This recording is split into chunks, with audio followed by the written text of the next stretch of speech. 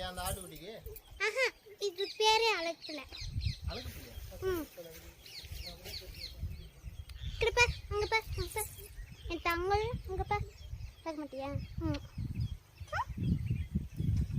சொல்ற பையன் என்ன போயிட்டு உங்க அம்மா கிட்டே விட்டுறது.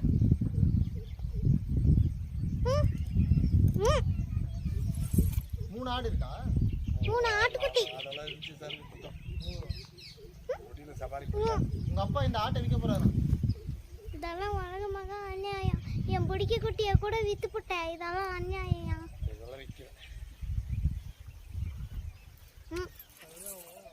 எனக்கு கூட நான் எடுத்துட்டு போறேன் ஊருக்கு. வாய்ப்பு இல்லை. சரி வா, நான் உன்னை உங்க அம்மா கிட்ட போய் விட்டுறேன்.